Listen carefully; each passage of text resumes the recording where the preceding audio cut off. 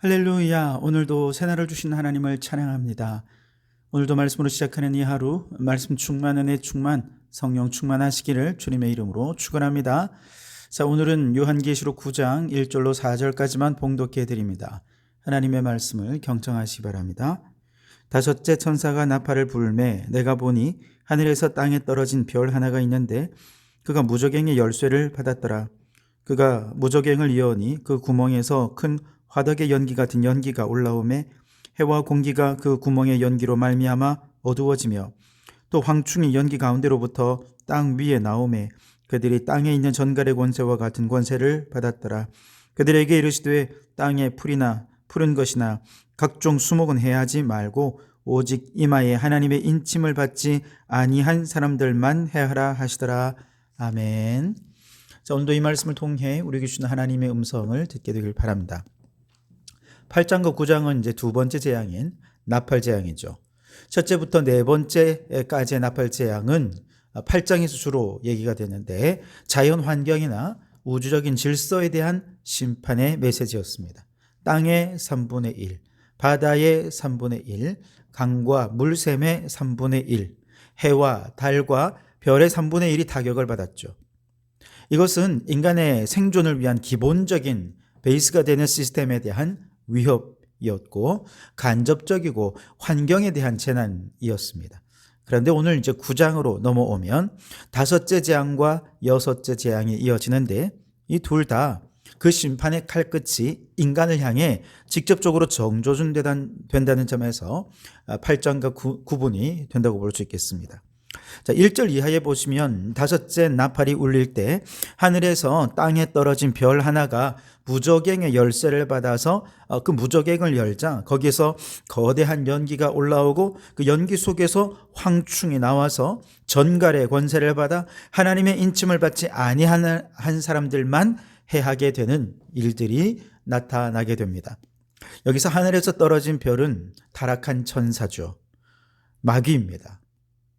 그 마귀가 갇혀있던 무저갱의 문을 열자 큰 용광로의 연기 같은 것이 올라와서 해와 공기를 어둡게 합니다. 이것은 악한 영들이 세상에 풀려나와서 하나님의 진리에 빛을 가리고 세상을 영적으로 어두운 상태로 만들게 된다는 뜻이죠.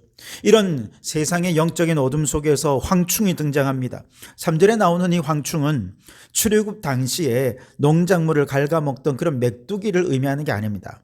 이들은 말씀해 보니까 땅에 풀이나 푸른 것이나 수목은 해하지 않습니다. 오직 사람만 공격하는, 그것도 하나님의 인침을 받지 않은 사람들만 공격하는 악령의 세력들이거죠. 7절에 보면 이 황충의 모양을 여러 비유로 특징을 설명해 주는데요. 첫째는 전쟁을 위해 준비한 말 같다 그랬습니다. 이는 악령의 세력이 매우 강하고 군사적이고 조직적이고 피할 수 없는 속도로 사람들을 공격할 것임을 말해주고 있는 것입니다. 둘째로 머리에 금 같은 관 비슷한 것을 썼다 그렇게 말했는데 완전한 금관이 아니에요. 비슷한 것입니다. 다시 말해 마귀가 마치 자신이 세상을 다스리는 왕이나 혹은 승리자인 것처럼 거짓 권세와 위엄으로 사람들을 기만할 것이다 라는 의미죠. 셋째로 7절과 8절에 보면 사람의 얼굴 같고 여자의 머리털 같은 머리털이 있다 그랬는데요. 사람의 얼굴은 이 악한 영들이 매우 지능적이고 교활하게 사람들을 속일 것이란 뜻이고요. 여자의 머리털은 매우 매혹적이고 유혹적인 모습으로 사람들을 죄악의 길로 이끌 것이라는 상징적인 비유입니다. 이렇게 죄는 언제나 지능적이고 교활해서 그럴듯한 논리로 다가옵니다. 심지어 달콤하고 매력적인 모습으로 다가오지만 다 비슷하지만 진실된 것은 하나도 없습니다. 네 번째로 8절과 9절에 보면 황충의 이빨은 사자 이빨 같고 철호심경 같다 그렇게 얘기합니다. 한마디로 한번 물리면 빠져나올 수 없는 사자의 이빨처럼 파괴력이 있고 잔인한 것이 악한 영이라는 것이죠. 철호심경 같은 것이 있어서 인간의 어떤 무기나 저항으로도 악령의 세력을 물리칠 수 없는 탁월한 방어력과 또 인간의 힘으로는 이길 수 없는 그런 권세를 가지고 있다는 것을 말해줍니다. 다섯째는 10절에 보면 이 황충은 전갈과 같은 꼬리와 쏘는 살이 있는데 전갈에 쏘인 고통은 아주 치명적입니다. 죽지는 않지만 죽고 싶을 만큼 극심한 고통을 주지요. 마찬가지로 악한 영들이 하나님을 떠난 인간의 영혼과 육체에 가하는 지독한 고뇌와 절망, 영적인 고문이야말로 정말 죽고 싶어도 죽지 못하게 만드는 정말 극심한 고통을 준다는 것이죠. 특히 5절과 10절에는 이 황충이 5달 동안 괴롭게 할 권세를 받았다 그랬거든요. 5달은 실제로 메뚜기의 수명이 한 5달 정도 된다고 해요. 그런데 이것은 무엇을 의미합니까? 제한된 기간 동안만 괴롭게 한다는 것입니다. 즉 악한 영의 재앙은 영원하지 않고 그 역시도 하나님의 주권적인 통제 아래에 있다는 것을 말해주는 것이죠. 이 모든 황충의 우두머리 이름이 11절에 나오는데요. 그들에게 왕이 있으니 무저갱의 사자라. 히브리어로는 그 이름이 아바돈이요 헬라어로는 그 이름이 아볼루온이더라 그랬습니다. 아바돈이든 아볼루온이든 모두 다 같은 의미예요. 파괴자라는 뜻입니다. 여러분, 사탄의 궁극적인 목적은 인간의 평안과 생명, 가정, 이 땅의 모든 것을 파괴하는 것을 의미합니다. 우리가 알다시피 사도 요한이 살던 1세기 당시 로마 제국의 도미티아누스 황제 때는 기독교인들에 대한 가혹한 핍박이 있었고 성도들은 극심한 두려움과 공포 속에 살아야 했죠. 황제 숭배를 거부하면 경제적인 불이익을 당하고 심지어 원형 경기장에서 사자밥이 되기도 했습니다. 세상의 권세가 마치 모든 것을 집어삼킬 황충과 같이 성도들을 위협했던 것이죠. 바로 이런 성도들에게 5째 나팔 재앙의 환상은 두려움이 아니라 놀라운 위로를 주었을 겁니다. 왜냐? 황충들은 오직 이마에 하나님의 인침을 받지 아니한 사람들만 해할 것이기 때문에 그렇습니다. 성도들이 비록 육신으로는 로마의 핍박을 받아 고난을 당하고 있지만 영적으로 보면 하나님의 인침받은 자들 아닙니까? 하나님의 보호하심을 받고 있습니다. 그러니 마귀가 아무리 공격을 해도 그 마귀는 성도들을 결코 해할 수 없다는 것이죠. 오늘날 우리는 로마 제국 같은 노골적인 물리적인 핍박은 없습니다. 그러나 마귀의 공격은 더 교묘해지고 집요해지고 파괴적으로 바뀌었죠.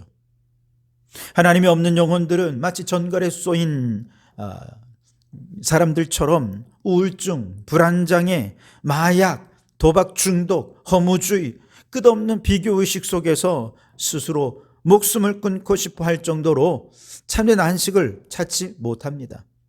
6절에 그날에는 사람들이 죽기를 구하여도 죽지 못하고 죽고 싶으나 죽음이 그들을 피하리로다. 이러지도 못하고 저러지도 못한 채 방황하는 인생이라는 것이죠. 바로 이런 세상 속에서 우린 믿음으로 하나님의 백성이 되었고 이마에 하나님의 인침을 받았음을 확신한다면 어떤 세상의 고난과 환난에 치명적인 독침에 찔린다 하더라도 결코 그 독이 우리를 해할 수 없을 줄 믿습니다.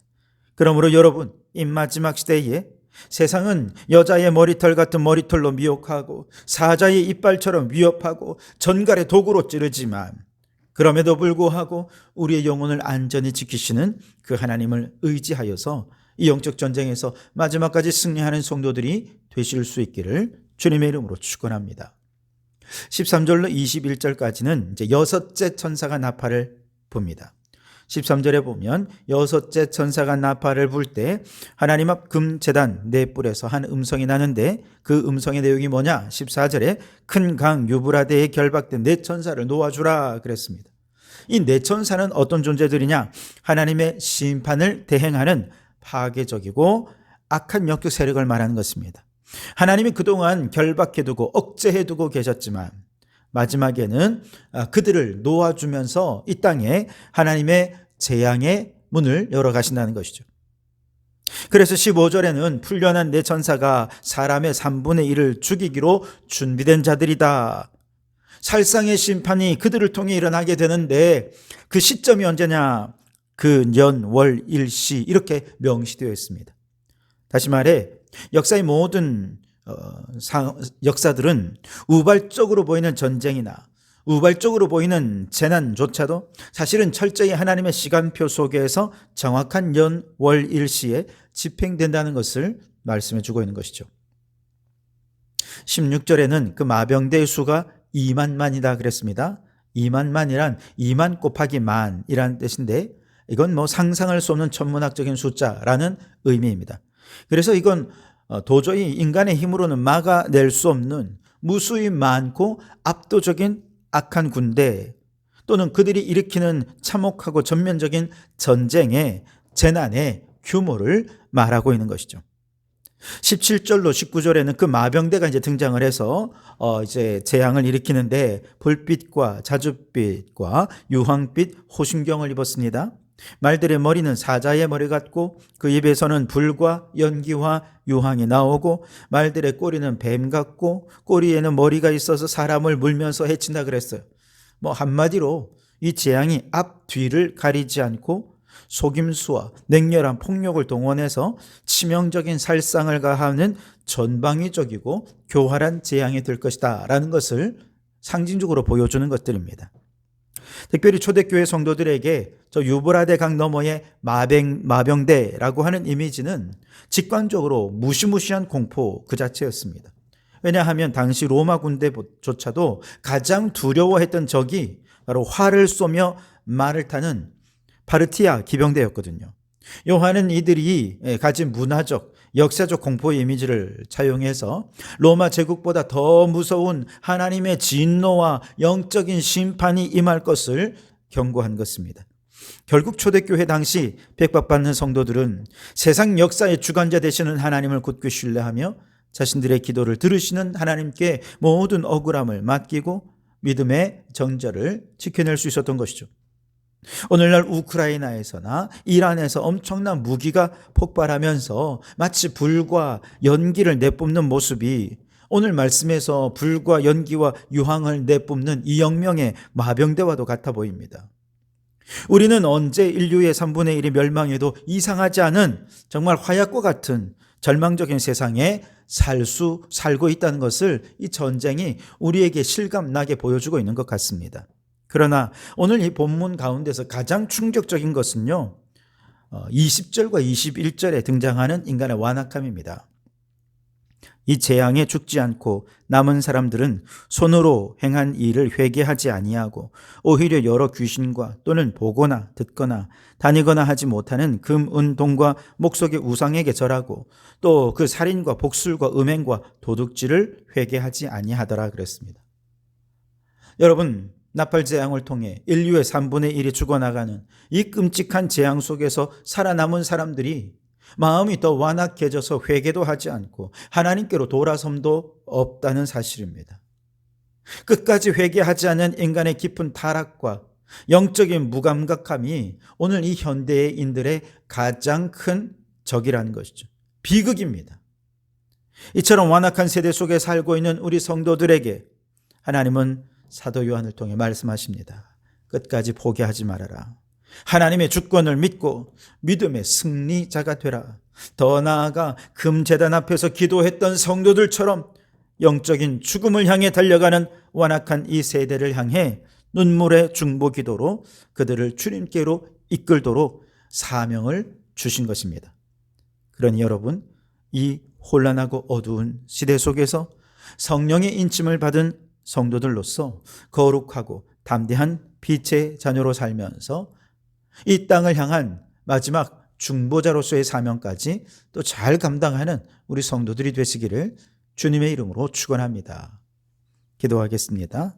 거룩하신 하나님, 돌이켜 떨리는 재앙과 영적 어둠 속에서도 우리 이마에 성령의 인치심을 허락하사 안전하게 보호해 주시겠다 약속해 주시니 감사합니다.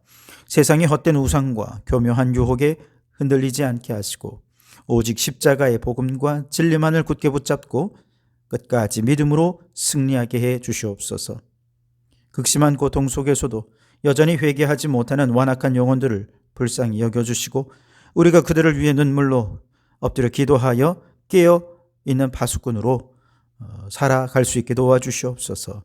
그리하여 마지막 한 영혼까지 주님께로 돌이키도록 우리에게 맡겨주신 사명 감당하게 도와주시옵소서. 예수님 이름으로 기도하옵나이다. 아멘.